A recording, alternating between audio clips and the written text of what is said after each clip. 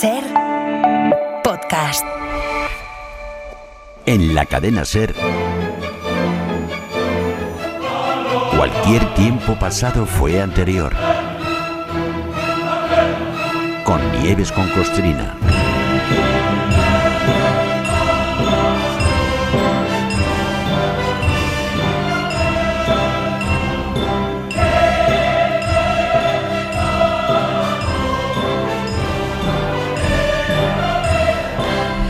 Ocurrió en la Nochebuena de 1935.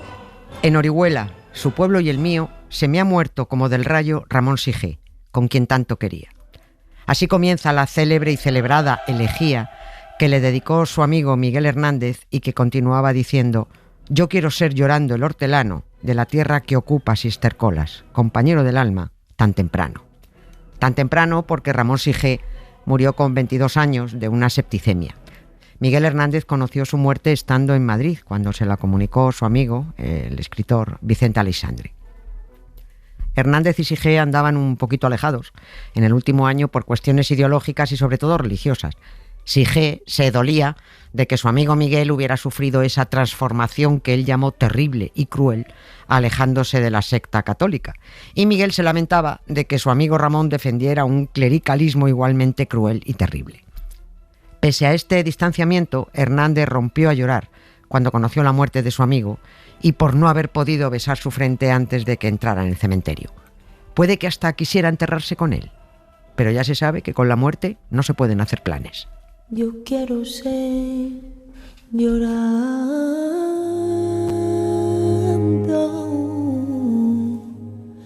y el hortelano de la tierra que ocupa y esterculas,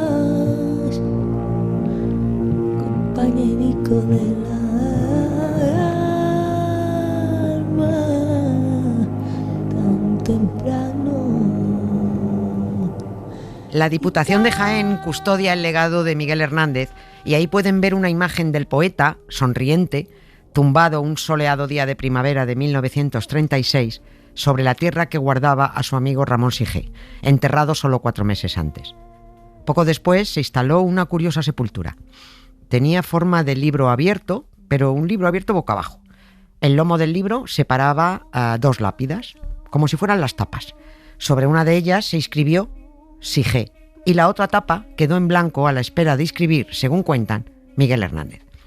También existen imágenes de esta tumba, y menos mal, porque ya no existe. El plan de que los amigos Ramón Sige y Miguel Hernández yacieran bajo el mismo libro en el cementerio de Orihuela se desbarató por muchas razones de sobra conocidas. Ahora el panteón de Sige es normal, vulgar, corriente, de los miles que pueblan todos los cementerios de España. Una sepultura doble en donde en un lado yace Sige y en el otro miembros de su familia. A la porra la originalidad. Pero lo cierto es que todo se puso en contra. Nada salió como debía salir. Todo se precipitó, todo se arruinó. También fue demasiado temprano Miguel Hernández a ocupar y estercolar la tierra porque unos militares rebeldes, antipatriotas y asesinos dieron un golpe de estado y trajeron la guerra y el horror a España. Miguel Hernández se sumó a la defensa de la legalidad, de la República. Aquí no van a oír hablar de bandos, porque no hubo bandos. Aquí hubo un país democrático que fue atacado y destruido por unos golpistas. Ni bandos ni hostias. Aquí estaban los legales y los golpistas. Y sí, los ilegales, los golpistas ganaron la guerra e instalaron el horror en este país. Y sí, Miguel Hernández fue detenido y juzgado en 2 consejos de guerra ilegales e ilegítimos que ya han sido anulados. Llego con 3 heridas, la del amor, la de la muerte, la de la vida. Existen 2 sumarios judiciales, el 21.001, muy extenso, con muchísima documentación, y el 4.487. El segundo consejo de guerra se le abrió porque, tras el primero, lo pusieron en libertad por un error material. No exagero si digo que esos procesos tenían el mismo rigor jurídico que muchos de los actuales, Vamos, que los jueces Peinado y García Castellón se lo habrían pasado en grande en los consejos de guerra del franquismo, porque tampoco hacía falta trabajar. Bastaba con inventarse un delito y luego buscar pruebas en los recortes de los periódicos para argumentarlo. Los antecesores del juez Peinado, hace 80 años, podían condenar a muerte por motivos ideológicos, y eso hizo el juez Manuel Martínez Gargallo, titular del Juzgado Especial Militar de Prensa. Gargallo fue el encargado de depurar a periodistas, dibujantes, poetas y escritores que defendieron la República. O sea, condenaba por haber apoyado la legalidad vigente, el gobierno legítimo. Recomendar con muchas ganas el libro Nos vemos en Chicote, buenísimo, del investigador y catedrático de la Universidad de Alicante, Juan Antonio Ríos Carratalá. Ahí están todas las andanzas del juez canalla Manuel Martínez Gargallo, las condenas, los asesinatos y las muertes que provocó, entre ellas las de Miguel Hernández. A Miguel Hernández lo acusaron, agárrense, de adhesión a la rebelión. Hay que repetirlo, adhesión a la rebelión. O sea, unos militares rebeldes dan un golpe de Estado y acusan a los ciudadanos legales de un Estado de Derecho de adhesión a la rebelión por haber defendido la legalidad vigente frente a los rebeldes. O sea, esto es la ultraderecha nazi española, retorcida, maquiavélica.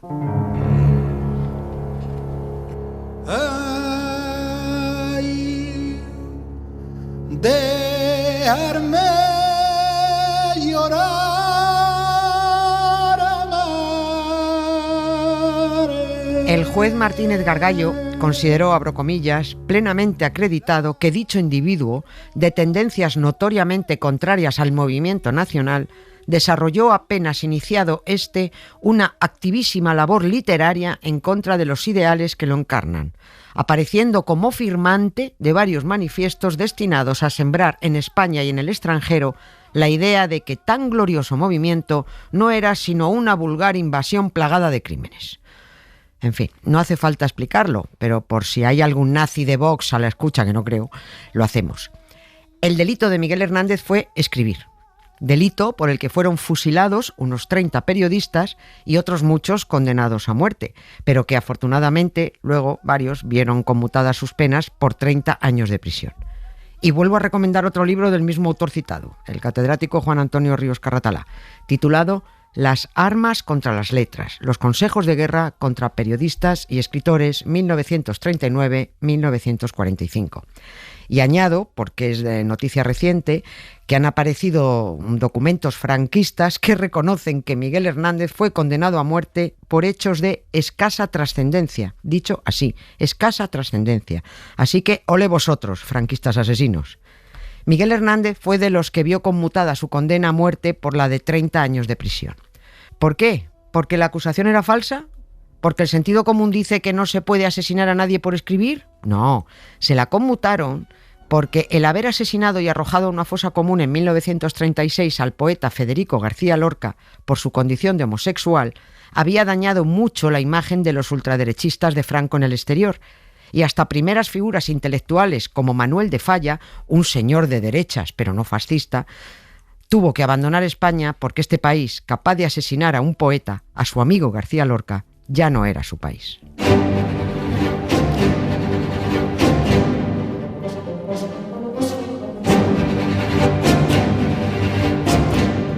A efectos propagandísticos, a los golpistas ya instalados al frente del gobierno de la dictadura no les venía bien ir asesinando a según qué intelectuales, y por eso buscaron otras tácticas para asesinar sin que se notara o simplemente para dejar morir. Ahí tienen el caso de Miguel de Unamuno, otro señor de derechas, republicano, la figura intelectual española más internacional y propuesto para el Nobel de Literatura. Tuvieron que asesinarlo, pero diciendo que fue un ictus. Ictus que le dio justo cuando le visitaba un falangista que ya está demostrado que fue su asesino por orden de Franco. Y con Miguel Hernández, bueno, pues lo mismo. Simplemente dejaron que se muriera sin tratarlo y aceleraron la enfermedad proporcionándole un encierro en pésimas condiciones. Por eso siempre se dice que Miguel Hernández no se murió aquel sábado 28 de marzo de 1942. Más bien, lo murieron. O como dijo el poeta Marcos Ana, murió de franquismo, no de tuberculosis. Miguel Hernández pasó por 13 cárceles y cada una de las últimas le fue poniendo una banderilla de muerte. En Palencia lo dejó tocado una neumonía, en la de Ocaña se cebó con él una bronquitis, cuando llegó al reformatorio de adultos de Alicante le estaba esperando un tifus y por último la tuberculosis. Ya no le entraban más enfermedades en el cuerpo y por mucho que rogaba que lo trasladaran al Hospital de Tuberculosos de Valencia, porque nadie lo estaba tratando en la cárcel, ni caso. Y el tratamiento se lo negaban porque lo estaban chantajeando. Si quería ser tratado en Valencia, antes tenía que firmar un documento por el que prohibía la edición en España y América de su obra Viento del Pueblo. Miguel Hernández se negó, no lo aceptó, y por eso no llegó a cumplir los 32 años. Andaluces de Jaén, aceituneros altivos, decidme en el alma quién levantó los olivos. Andaluces de Jaén, andaluces de Jaén. Y no solo se negó él al chantaje, también defendió su obra su esposa, Josefina Manresa. Contó la viuda de Miguel Hernández en una entrevista que mantuvo en 1986 con el investigador Josan Ferrandiz, también oriolano, su extrañeza cuando su marido, muriéndose ya a chorros, le pidió que fuera a la cárcel de Alicante para casarse de nuevo, esta vez por la Iglesia.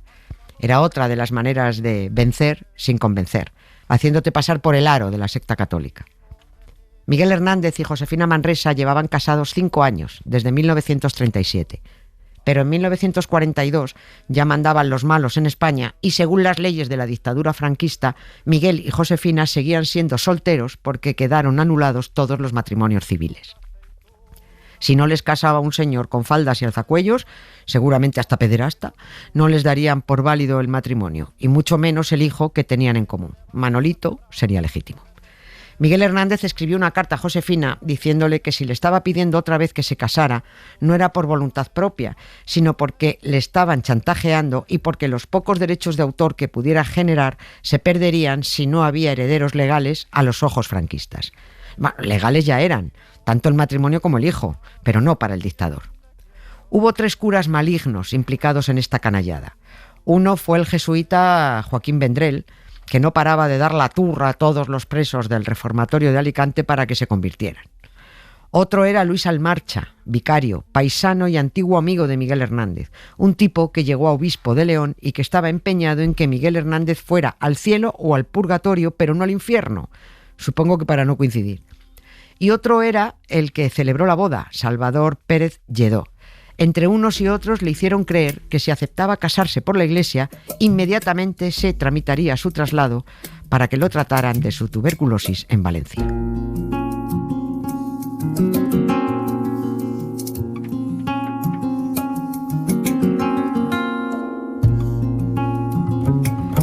Todo era mentira. Qué raro, ¿verdad? Un cura mintiendo. El jesuita le dijo a Miguel Hernández: nosotros no vamos a conseguir de usted lo que queremos, pero tampoco usted conseguirá lo que pretende. Mira tú. Le estaba diciendo que si no se convertía, si no daba muestras de tener fe, si no se casaba por la Iglesia, se olvidara del traslado al hospital de tuberculosos. Creo que a esto los católicos lo llaman caridad cristiana. Hubo que tragar, claro, y la ceremonia con cura se celebró en la enfermería de la cárcel solo 24 días antes de que le llegara la muerte a Miguel. Además de los novios y el cura, estuvo la hermana del poeta, Elvira Hernández, y 2 reclusos que hicieron de testigos, Fausto Tornero y Teodomiro López. La hermana contó, y leo tal cual lo dijo: apenas nos atrevíamos a mirarnos, ni a pronunciar palabras. Sentíamos sobre nosotros el ruido mortificante de la respiración entrecortada de mi hermano, que miraba fijamente a Josefina, con ojos sin parpadear, como si todas sus sensaciones se concentraran en su pensamiento, en el fondo de sus sentimientos. Un día antes de la boda, también obligaron a Josefina Manresa a confesarse, y tuvo que hacerlo con el jesuita. Ella contó que, puesta ya de rodillas en el confesionario, no le salía a decir eso de Ave María Purísima, yo me acuso, porque no tenía nada de lo que acusarse, y el cura la apremió: vamos, venga, y Josefina respondió: lo único que puedo decirle es que mi marido se está muriendo en la cárcel y yo estoy sufriendo mucho. Respuesta del jesuita: hija, la Iglesia no tiene la culpa de eso, la culpa la tienen los hombres. Creo que se puede decir sin miramientos que era otro cura cabrón, y por eso Josefina se levantó y se largó. Tanto Miguel Hernández como Josefina se negaron a confesarse antes de la payasada de la boda católica. Besos soy,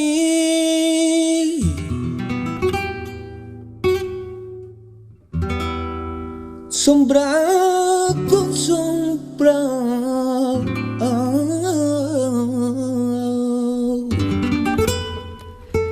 Pese a todo, los casaron, porque lo que buscaban aquellos curas malvados, representantes de la diabólica iglesia del franquismo, era disfrutar con la humillación. Como dijo el vicario Luis Almarcha, el que acabó siendo obispo de León, una vez casado y considerada salvada su alma, Miguel se podrá morir en la cárcel o donde fuera. Mira tú. A partir de la boda, Josefina Manresa contó que el cura Luis Almarcha se ofreció a agilizar los trámites para trasladarlo al hospital, pero que dejó caer que primero estaría bien que le dejara ver los manuscritos originales que había dejado Miguel Hernández y sobre todo los de Viento del Pueblo. Josefina le dijo que rotundamente no, que no se los daba, porque ya se temía lo que iban a hacer con ellos, los destruirían. Por eso no trasladaron a Miguel al hospital, tal y como prometieron. Solo hacía falta demorar los trámites burocráticos para dejarlo morir. Y murió. Murió en condiciones deplorables, agónicas. Duele hasta contarlo. Por eso dejamos para el final el relato detallado. Por supuesto, el homicida Luis Almarcha aún disfruta en su pueblo del título de hijo predilecto, título que no tiene el poeta. ¿Cómo va a tenerlo si la mayoría de los oriolanos prefieren que les gobiernen los descendientes de los que dejaron morir a Miguel Hernández? En septiembre de 2024, la ultraderecha del PP y sus aliados nazis en Orihuela votaron en el pleno del ayuntamiento en contra de la anulación de los juicios que condenaron al poeta Miguel Hernández por eso, por ser poeta, por escribir. Está claro que les pareció bien que lo condenaran y lo dejaran morir, empezando por su alcalde antihernandiano, Pepe Vegara, que debe creer que Miguel Hernández se murió por su culpa.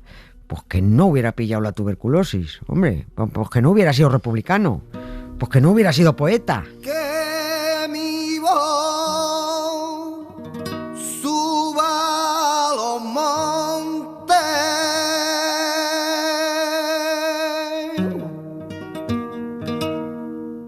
que vaya a la tierra y truene. Y miren si son hipócritas los populares y boxeros de Orihuela, junto con la Fundación Miguel Hernández, que manejan y que es pura fachada al servicio de la ultraderecha, puesto que esta institución está en manos de la Generalitat Valenciana y el Ayuntamiento de Orihuela. A ver, ¿en qué cabeza cabe que la memoria política y cultural de un poeta represaliado por el franquismo esté gestionada por los franquistas? Esto es de locos. La última jugada contra Miguel Hernández del Ayuntamiento de Orihuela y la Generalitat Valenciana ha sido dejar sin recursos en este 2026 la famosa Senda del Poeta e intentar acabar con esta actividad que se celebra desde hace 30 años. Es una actividad senderista que reúne a miles de personas, dirigida sobre todo a escolares, y que por eso se celebra en fin de semana. Es una senda que arranca en Orihuela y recorre durante 3 días los lugares de la provincia significativos en la vida del poeta, hasta terminar en su tumba en el cementerio de Alicante. Evidentemente, esto pone de los nervios a la ultraderecha del PP y Vox de Orihuela y a la Generalitat, que han retirado toda ayuda para su celebración. Sin embargo, la Senda del Poeta, aún en contra de la mayoría de los oriolanos y con un mes de retraso, se ha podido celebrar en 2026 gracias a la ayuda económica facilitada por el Ministerio de Cultura. Seguirán desde el Ayuntamiento de Orihuela intentando fulminar la memoria de Miguel Hernández, pero no lo conseguirán. Como les dijo en su cara el presidente de la plataforma Tu Pueblo y el Mío, Lucas López, aparte de la corporación municipal, sentada en primera fila durante la inauguración de la Senda del Poeta, pudisteis matarlo una vez, pero no podréis matarlo una segunda. La Senda del Poeta sigue viva sin ustedes.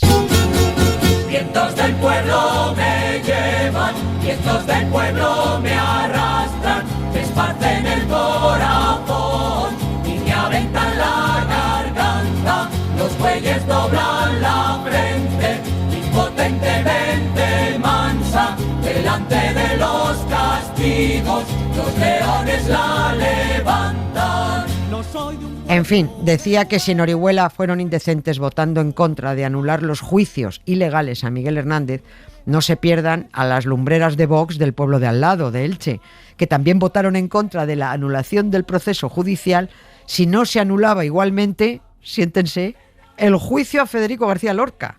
O sea, no son solo unos zoquetes, encima carecen del sentido del ridículo.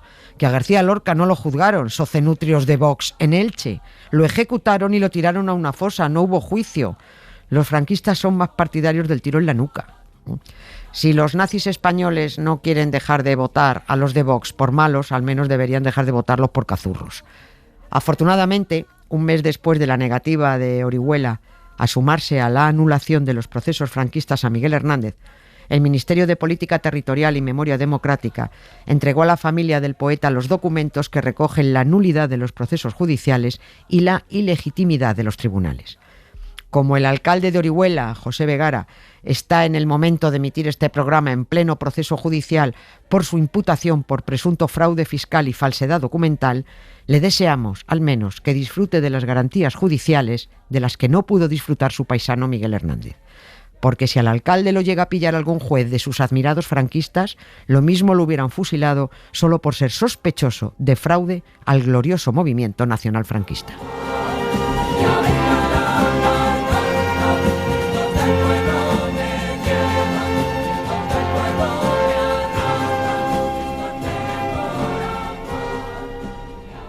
Ana Valtierra.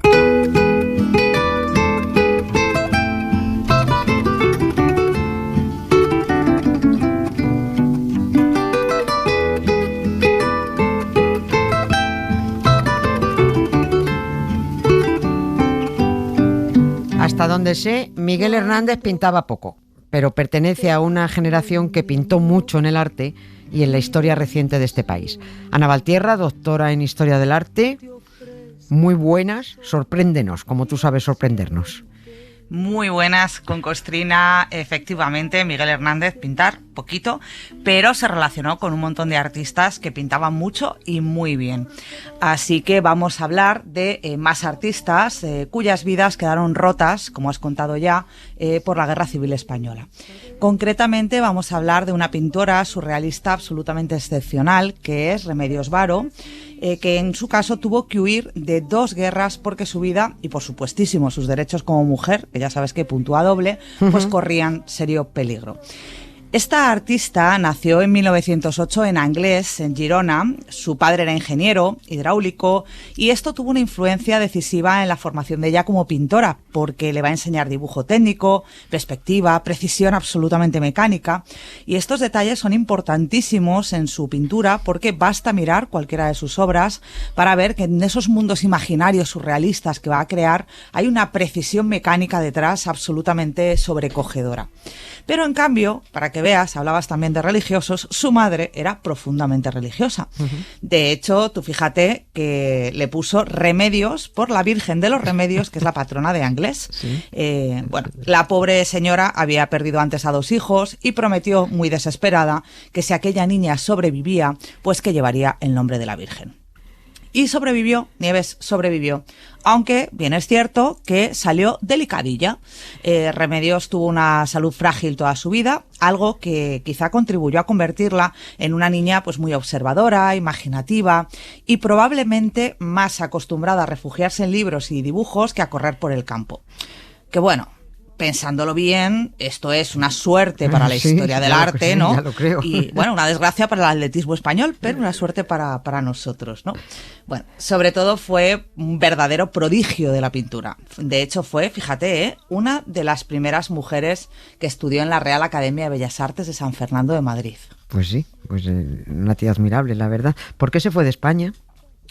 Pues ella estaba vinculada a círculos artísticos muy modernos, republicanos, cercanos a las vanguardias, y en Barcelona, que era por donde andaba, pues frecuentaba ambientes surrealistas y bohemios que eran bastante incompatibles con una España ya que se estaba convirtiendo básicamente en un gigantesco señora, tápese usted la boca, ¿no? Y deje de leer cosas raras, ¿no? Que era lo que estaba pasando en el momento, ¿no? Además, fíjate que su pareja de entonces, el poeta surrealista francés Benjamin Perret, era comunista, agitador profesional y una de esas personas que incluso en tiempos tranquilos yo apostaría a que ya tenía una carpeta abierta en comisaría. O sea, es decir, no necesitaba que le empujaran mucho, ¿no? Peret había venido a España durante la guerra y estaba claramente alineado con los republicanos. Así que el panorama para la pareja pues empezaba a ponerse francamente feo. Y cuando la situación se volvió insostenible, pues lo que hicieron fue marcharse a París. ¿Por qué París, Nieves? Pues porque París no era simplemente otra ciudad. Bueno, él era francés, decíamos, era como Hollywood, Silicon Valley y Berlín todos juntos, ¿no? Pero con absenta, manifiestos artísticos y un montón de gente discutiendo durante 7 horas sobre el subconsciente en cafeterías llenas de humo. Era el centro mundial de las vanguardias. Si tú querías dedicarte al surrealismo, tarde o temprano acababas allí. Es que era imposible evitarlo. Así que el París de entonces funcionaba como una especie de imán para cualquier artista joven convencido de que la realidad pues estaba sobrevalorada. Pero, claro, Nieves, Remedios se sale de una guerra para meterse en otra, porque Francia pronto va a caer bajo la ocupación nazi y los surrealistas izquierdistas y extranjeros pues empiezan otra vez a ser perseguidos. Su pareja Peret acaba detenido por sus actividades políticas y ella sobrevive haciendo trabajos comerciales, ilustraciones y diseños publicitarios. No era nada glamuroso lo que está haciendo en estos años, era más bien el equivalente artístico de hay que pagar el alquiler, como sea, que ya sabes que es un tema que está complicado, entonces y ahora, ¿no? Finalmente, en 1941, logra exiliarse a México y ahí sí encuentra por fin un lugar donde reconstruir su vida y desarrollar plenamente su pintura. Bueno, estupendo. Ya conocemos a la persona, pero tú que eres la experta en esta cosa artística, háblanos de su obra. ¿Qué pintaba esta mujer? Pues tiene pinturas curiosísimas y muy modernas. Yo traigo una que podría valernos para hoy, en el 2026 está de plena actualidad. Es un tema de debate hoy, se llama, fíjate el título, Visita al cirujano plástico. Para que veas, ¿no? Si la visualizamos, en ella lo que nos vamos a encontrar es una mujer vestida con una túnica plateada, con una nariz muy larga, muy larga, muy larga y muy puntiaguda. Es casi como un pico de pájaro, ¿no? Y la lleva tapada por un velo fino, es como si estuviera acomplejada, y va a entrar en un sitio, va a abrir una puerta y mira hacia atrás, pero es para ver que nadie la ve que está entrando ahí. O sea, está entrando a escondidas, Nieves. No quiere que nadie sepa que está entrando en ese sitio, en ese local. ¿De qué se trata? Pues lo hemos adelantado en el título de la pintura. Y Remedios además nos lo aclara en el cartel que pone encima de la puerta, donde podemos leer Clínica Plasturgencia. Plasturgencia. Plasturgencia. Qué bueno. Sí. Vendría a decir que son operaciones estéticas de urgencia. Entendemos que la nariz esa, pues a lo mejor se le queda hacer un retoquito, ¿no? Es una clínica estética, como las muchas, bueno, que hay hoy en las grandes ciudades. Si nos fijamos en la arquitectura de esta pintura, es que es tremendamente curiosa porque tiene un aspecto como de fortaleza gótica, oscura, cerrada, como un poco amenazante, ¿no? Y esto es muy típico en la pintura de Remedios Varo, ¿no? Coger algo que aparentemente es moderno, como estas clínicas de estética, uh-huh, y convertirlo en algo inquietante, algo medieval, ¿no? Como si quisiera decirnos que ciertas obsesiones modernas no son tan modernas después de todo, como estamos viendo, ¿no? Que en 2026 sigue valiendo. Y oye, que tiene razón, sí, que aquí seguimos, pues eso, con la misma obsesión por estas clínicas y los pinchazos en la cara unos cuantos años después, ¿no? Es increíble.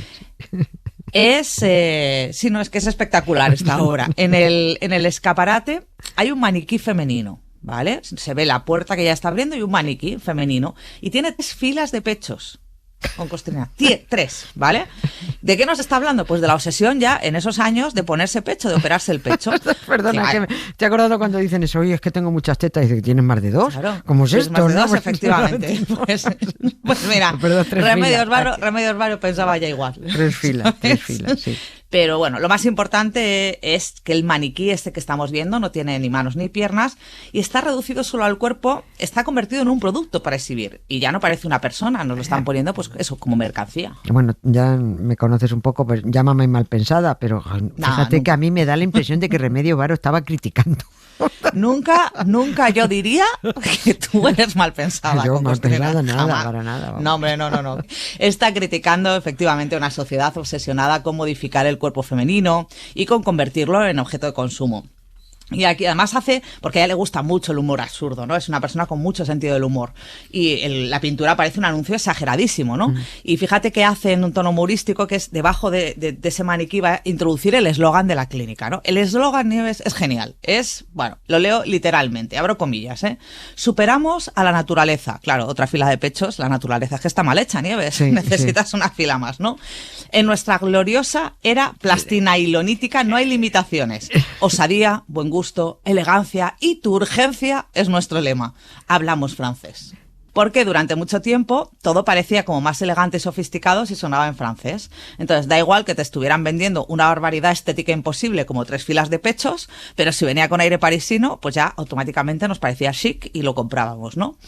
Bueno, lo más impresionante, Nieves, es que Remedios pintó esto hace décadas, pero sigue pareciendo tremendamente actual. Hoy no se llama plasturgencia, ahora son clínicas de retoques, filtros de Instagram, tratamientos milagro. Pero bueno, la idea sigue siendo la misma, convencernos de que el cuerpo natural de las mujeres siempre necesita mejoras. Y además, como si los hombres no les colgaran con los años algunas partes del cuerpo, no se arrugaran. Es que igual que nosotras. Así que, bueno, pues yo desde aquí doy las gracias por la preocupación estética colectiva, social, pero igual ustedes pueden irse elegantemente a freír espárragos, ¿vale? Remedios Varo, desde el exilio Dixit. Bueno, en realidad no lo digo yo, no lo dice Remedios, pero yo estoy segura de que para el caso es lo mismo y ella os lo hubiera dicho igual. Bueno, pues se puede añadir eso tan socorrido de a quien no le guste que no mire. Encantada de que nos hayas traído la vida y la obra de Remedios Varo. Muchas gracias, Ana. Gracias a ti, Nieves. La invitada, con Jesús Pozo. Hoy estoy sin saber, yo no sé cómo. Hoy estoy para pena solamente. Hoy no tengo amistad, solo tengo ansia. Jesús Pozo, periodista, urdidor de programas y localizador de muy buenos invitados, ha conversado con una especialista en la obra y la figura de Miguel Hernández. De las 2 primeras personas que accedieron al archivo completo de los manuscritos que custodiaba Josefina Manresa. Carmen Alemán es catedrática de literatura en la Universidad de Alicante y experta en Miguel Hernández y en literatura iberoamericana de los siglos XX y XXI. Quiero recomendar 2 de sus libros: Textos inéditos e inconclusos de Miguel Hernández, editado por la Universidad de Jaén, y Miguel Hernández, El desafío de la escritura, el proceso de creación de la poesía hernandiana. Y con eso vamos a empezar, con el proceso creativo del poeta. En el momento en el que la escritura es más libre que nunca, es en el cancionero Romancero de Ausencias. ¿Por qué? Porque en Perito en Lunas él quiere ser como los autores del 27, quiere escribir octavas como los del 27, ¿verdad? Con El rayo que no cesa, él está escribiendo sonetos, tal y como hacen los autores de la generación del 36, que en ese momento escriben sonetos. Después llega la Guerra Civil y entonces él tiene que hacer un tipo de poesía comprometida, porque la quiere hacer también, pero digamos que hay un condicionamiento histórico. Y ya cuando entra en la cárcel, ya es un poeta ya muy formado, o sea, ya le salen los versos. El proceso creativo ya es muy breve, es muy corto. Y si lo hay, son prácticamente como prosas poéticas. Pero dicho esto, puedo también afirmar absolutamente lo contrario, porque un poema como Hijo de la Luz y la Sombra, tríptico, que a mí me parece que es la obra suma de Miguel Hernández, aunque no sea uno de los poemas más conocidos, hay un proceso de creación bestial para llegar a esos 3 poemas. Hay como 9 fases antes de llegar al poema definitivo. Eso me parece extraordinario. Carmen Alemán me habló también de una persona concienzuda, constante, trabajador y con un gran deseo de aprender. Es consciente de que no tiene la formación que tienen los poetas del 27 ni de lejos. Y entonces una manera de formarse es llegar al lenguaje, buscar en diccionarios, aprender palabras, leer mucho, fundamental, ¿no? Para cualquier poeta, y sobre todo uno que ha tenido una, no diría mínima formación, porque la formación que tuvo Miguel Hernández, pues la verdad es que estuvo bastante bien, ¿no? Su estancia en el Colegio de Santo Domingo de los jesuitas, pues fue muy importante. Bueno, es otra visión de Miguel Hernández, no solo la del poeta Cabrero, ¿no? Sí, nuestra invitada nos relata su forma de trabajar las palabras. Pues visitando en muchísimas ocasiones la Biblioteca Nacional y accede a los diccionarios. mi sorpresa fue máxima cuando estaba transcribiendo todos esos manuscritos y veo que él lo que hace es ir escribiendo ideas, ¿no? En los manuscritos que separa entre guiones. Y a veces podemos ver que de un guión a otro hay un verso endecasílabo o un verso octosílabo. Ahí apunta de todo. Él es como una olla a presión en ese momento. Sorprendentemente, de repente aparece la definición de una palabra. Él anota el significado y después esa palabra aparece en Perito en Lunas. O también diccionario de rimas, para jugar con las rimas. Y como verás, se va cayendo el famoso mito del poeta Cabrero. La idea del mito siempre nos atrae mucho, ¿no? Y además el mito del poeta Cabrero, que él también difundió, ¿eh? O sea, en parte, él cuando va a Madrid le hacen 2 entrevistas y entonces él dice que es cabrero. Y después, durante tiempo, él vuelve sobre la idea del cabrero porque es una manera de impresionar también a los demás. Bueno, pero el chico cabrero se pasaba las noches leyendo, se pasaba los días escribiendo, se le escapaban las cabras porque no paraba de anotar, de escribir versos, de leer. El chico Cabrero se dio cuenta de que tenía que formarse y es entonces cuando empieza un proceso brutal de formación porque lo que quería era escribir octavas y décimas. ¿Por qué? Porque lo hacían los poetas del 27 y él dijo, yo también puedo. Y efectivamente, pudo. Está clarísimo que curraba mucho, sí. Que las musas te pillen trabajando, se suele decir. Y además tuvo el importante apoyo de su Josefina Manresa, que tanto lo quiso y lo ayudó. A pesar de todo lo que sufrió Josefina.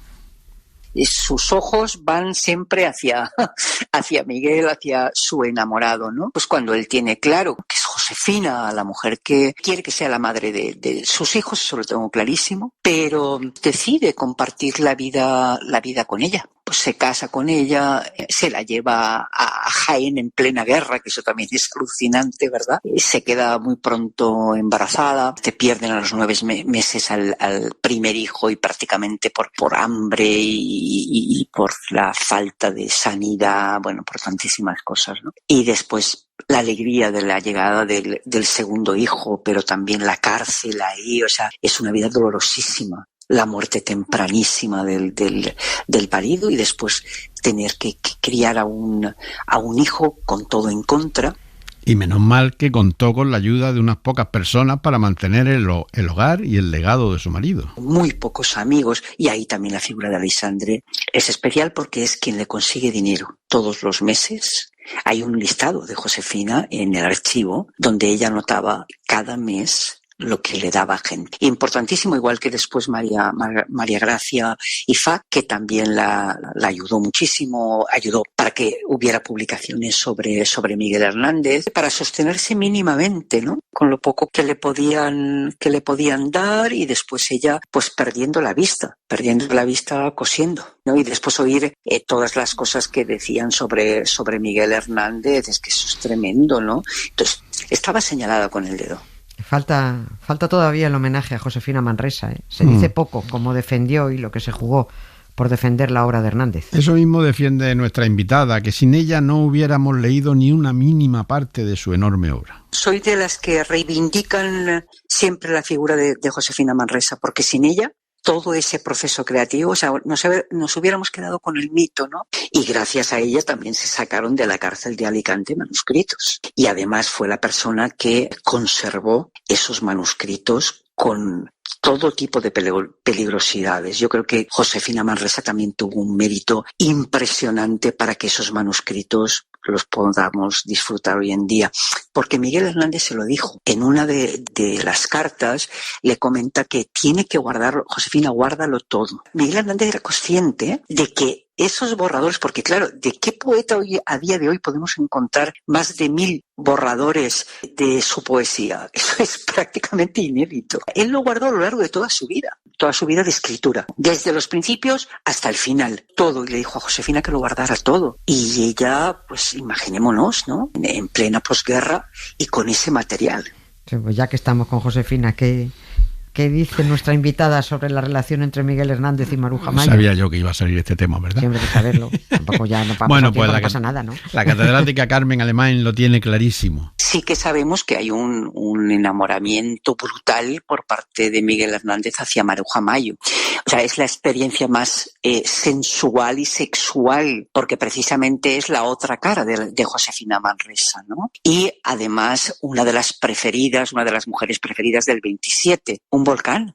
Entonces llega Miguel Hernández, que para ella también sería sumamente atractivo comparado con el elenco del 27. O sea, una persona totalmente diferente. Entonces yo creo que ahí hay una atracción sexual impresionante que desde luego va a ir directamente a los poemas, ¿no? Y que hace que cree también un nuevo tipo de metáforas mucho más surrealistas, mucho más pictóricas, ¿no? Relacionadas también con la obra de ella. O sea, yo creo que ella lo alimenta, o sea, se retroalimentan de alguna manera, pero yo creo que en el caso de Miguel Hernández él como que toma más. Pregunté a nuestra invitada también por las incursiones del poeta en el teatro y por su afición al cine. Él no fue un buen autor teatral. Lo que pasa es que lo que hizo fue llevar su arte poética a las obras de teatro. Pero él era muy insistente y entonces iba de un tipo de teatro a otro tipo de teatro, ¿verdad? Porque nada tiene que ver quién te ha visto y quién te ve y sombra de lo que eras, porque ¿a quién se le ocurre en esos momentos escribir un tipo de género que es del siglo XVI, ¿verdad? Y entonces después El torero más valiente, por ejemplo, intenta ser mucho más vanguardista. A él le faltaba instrumento para el teatro. Le faltaba formación para el teatro, aunque la primera vez que él sale, cuando él se va a la antigua Unión Soviética, allí va a un congreso sobre teatro, porque le interesa mucho el teatro. Y también tenía mucho interés por el cine. Y habla también del cine como algo del mundo de los sueños. O sea, que hay un interés ahí por la escritura y la imagen también, ¿no? Y terminamos con la lectura por parte de Carmen Alemany de uno de los últimos textos escritos por Miguel Hernández en la cárcel, poco antes de que lo murieran.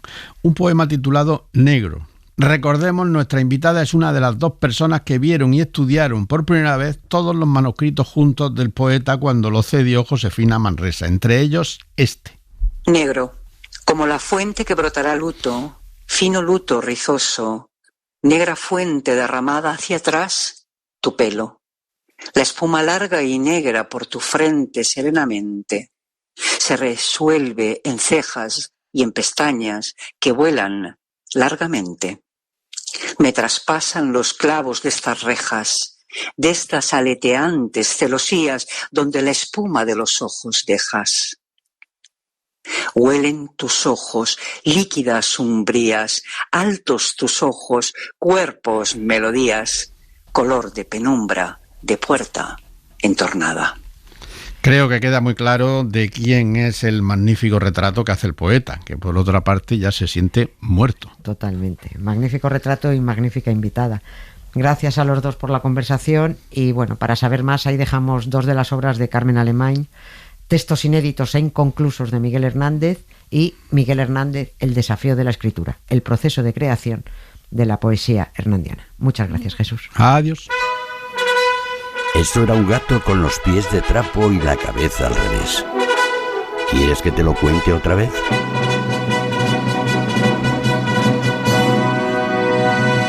Cuéntame un cuento.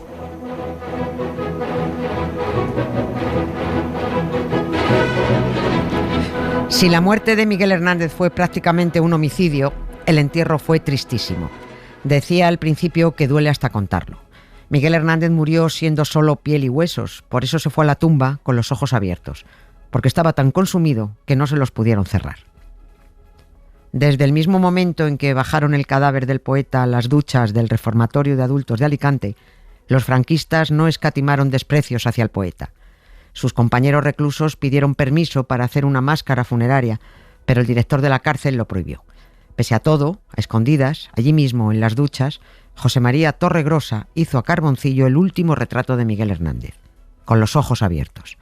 Y allí mismo, en las duchas, lo metieron en una caja hecha con 4 tablas, un féretro de caridad, lo subieron a un carro de caballos y 5 personas formaron aquel cortejo camino del cementerio. Los velatorios solían celebrarse en las casas, pero Miguel venía de una cárcel y la única posibilidad de velarlo era en el depósito del cementerio, que ya pueden imaginar cómo era. Un cuartucho frío, feo, oscuro, mugriento. Las únicas 5 personas que quisieron velar el cadáver durante aquella noche previa al entierro ni siquiera pudieron. Se lo prohibieron porque no querían testigos de los asesinatos que seguían produciéndose cada noche en las tapias del cementerio. Pintada, no vacía,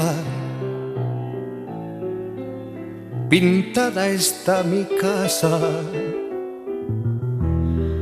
del color de las grandes pasiones y desgracias. En aquel año 1942, 3 años después de terminada la guerra que nos trajo el golpe de Estado de Franco, los franquistas seguían fusilando casi todas las noches en las tapias del cementerio de Alicante. Desde que el fascista general Mola dijo aquello de que había que matar a todo el que no piense como nosotros, los fusiles de los franquistas no pararon de asesinar españoles durante los años de la dictadura. Josefina Manresa, la hermana de Miguel y los otros 3 parientes, se fueron a casa tras acompañar el cuerpo hasta el cementerio y volvieron al día siguiente para el entierro del poeta, previsto a las 10 de la mañana del día 29 de marzo en el nicho 1009, en la primera fila, a ras de suelo. Aquí ya pudieron acudir algunos amigos más. 14 personas asistieron al entierro el día que a Miguel Hernández lo enterraron como a un cura, con los pies por delante. Estos detalles ya se van perdiendo en los entierros, afortunadamente, porque son supersticiones impuestas, pero los antiguos enterradores sabían que un féretro siempre se introducía en el nicho de cabeza, salvo en el caso de los curas, que se introduce con los pies por delante para que la cabeza quede en la boca del nicho y lo más cerca posible de la cruz que, se supone, habrá en la lápida. Así lo indica el ritual de exequias de la secta católica, pero no tuvieron esto en cuenta los que enterraron a Miguel. Por eso, cuando estaban introduciendo el féretro en el nicho, el hermano de Ramón Sigé, Justino, tan ferviente católico y tan informado de estas cosas, advirtió a los enterradores de que lo estaban metiendo al revés. Ni caso hicieron y continuaron a lo suyo. La viuda, Josefina Manresa, se sonreía muchos años después cuando recordaba, qué gran paradoja, que a Miguel Hernández lo enterraron como a un cura.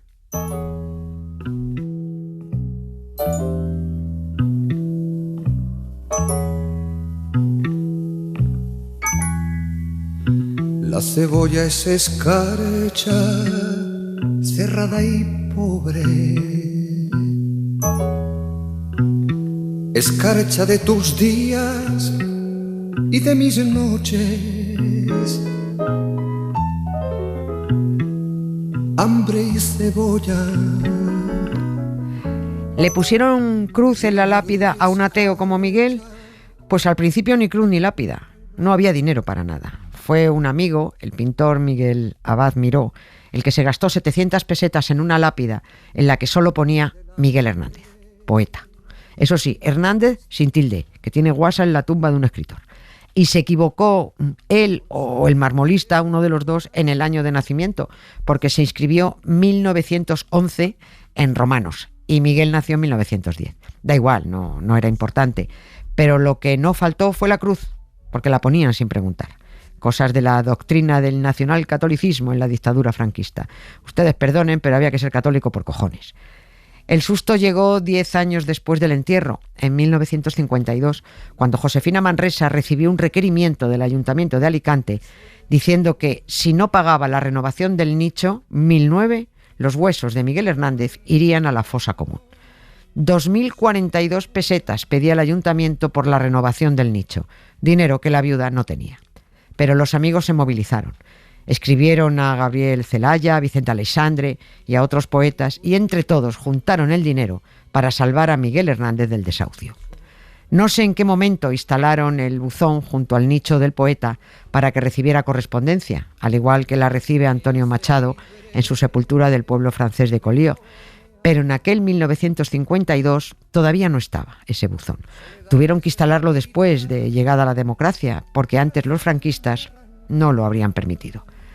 La primera imagen que conozco en donde se ve el buzón es precisamente cuando exhumaron a Miguel Hernández en 1984 porque había muerto su hijo Manuel, el niño de las nanas de la cebolla.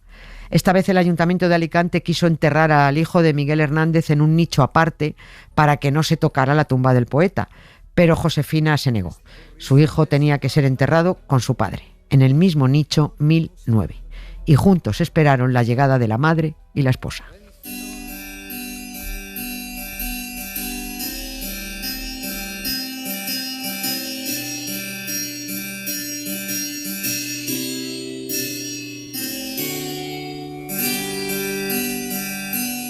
menos tu vientre, todo es confuso, menos tu vientre, todo es futuro fugaz, pasado. Josefina Manresa murió en 1987, 3 años después que Manuel, su hijo.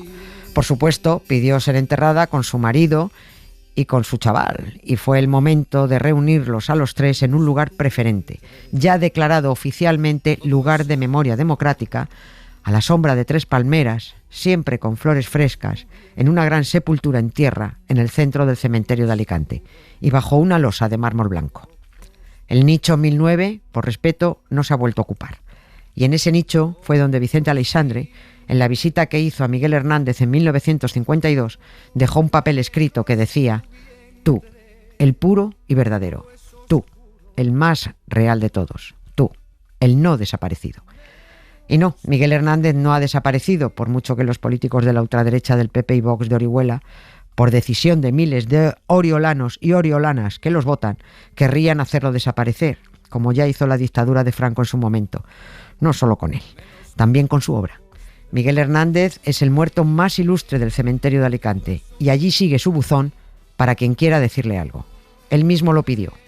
Y aunque bajo la tierra mi amante cuerpo esté, escríbeme a la tierra, que yo te escribiré.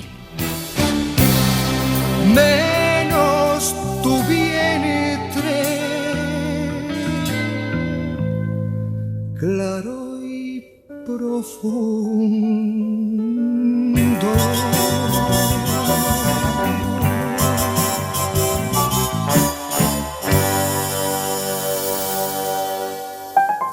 Bibliografía recomendada con Emma Vallespinós.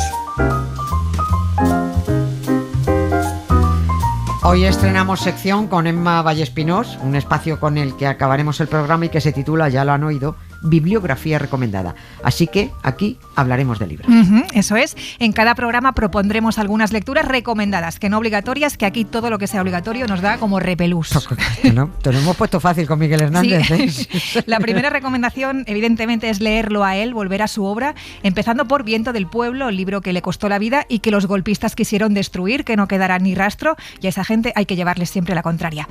Miguel Hernández dedicó su poemario a Vicente Aleixandre y escribió: los poetas somos viento del pueblo, nacemos para pasar soplados a través de sus poros y conducir sus ojos y sus sentimientos hacia las cumbres más hermosas. Hoy, este hoy de pasión, de vida, de muerte, nos empuja de un imponente modo a ti, a mí, a varios, hacia el pueblo. El pueblo espera a los poetas con la oreja y el alma tendidas al pie de cada siglo. Primera recomendación, pues, Viento del Pueblo. Y seguimos porque este 2026 se cumplen 90 años de otro de sus poemarios, El rayo que no cesa, su poemario amoroso, publicado poco antes del inicio de la Guerra Civil, y la editorial Lundberg acaba de editar una versión ilustrada por Pedro Ollarvide, que es el autor de las cubiertas de la saga Blackwater. Venga, ¿y una más? Una más, nuestra última obra citada es una de las facetas menos exploradas de Miguel Hernández, la periodística.